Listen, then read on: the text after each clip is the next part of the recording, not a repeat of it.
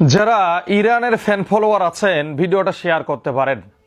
আপনারা এমন একটি দেশকে ভালোবাসেন যাদেরকে পাটকেল ছোড়া হলে তারা জবাবে ইট ছুঁড়ে মারে, যারা পুরো পৃথিবীতে শান্তি স্থাপন করতে চায়, যারা কখনো শত্রুদের সামনে মাথা নত করে না, যারা সবসময় মুসলিমদের পক্ষে নির্ভয়ে কাজ করে যায়। বলছিলাম ইরানের কথা। আপনারা ইতিমধ্যেই অবগত আছেন যুক্তরাষ্ট্র যুদ্ধবিরতি লঙ্ঘন করে প্রায় 2 দফা ইরানের বন্দর নগরী আব্বাস এবং হরমুজ প্রণালীর আশেপাশে গুরুত্বপূর্ণ স্থাপনায় হামলা চালিয়েছে। যদিও এখানে কোনো ক্ষয়ক্ষতির সংবাদ পাওয়া যায়নি, তবে ইরানের আধা সরকারি সংস্থা তাসনিম নিউজ এজেন্সি জানিয়েছে যে ইরানে তারা ভয়ঙ্কর হামলা চালিয়েছে। অপরদিকে ইরান কিন্তু চুপ করে বসে নেই।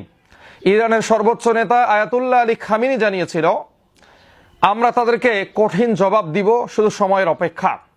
গতকাল রাতে ভোর 4টার দিকে ইরান কিন্তু মার্কিন বিমান ঘাঁটি লক্ষ্য করে শত শত ক্ষেপণাস্ত্র ছুড়েছে। এই তথ্য নিশ্চিত করেছে ইরানের রাষ্ট্রীয় টেলিভিশন IRIB। তাহলে বোঝা যাচ্ছে পাটকেলের বদলে ইট ছুটতে হয়। তো যারা ইরানকে ভালোবাসেন, ইরানের ফ্যান ফলোয়ার আছেন, ভিডিওটা শেয়ার করতে পারেন। কেননা এই জাতি পারবে আমেরিকাকে ধ্বংসের মুখে ঠেলে দিতে, এই জাতি পারবে পুরো ইউরোপকে দাঁত ভাঙা জবাব দিতে। আজকে যারা ইরানের বিরোধিতা করছে, আমি আশা করি খুব দ্রুতই তারা ইরানের পক্ষে দাঁড়াবে ইনশাআল্লাহ।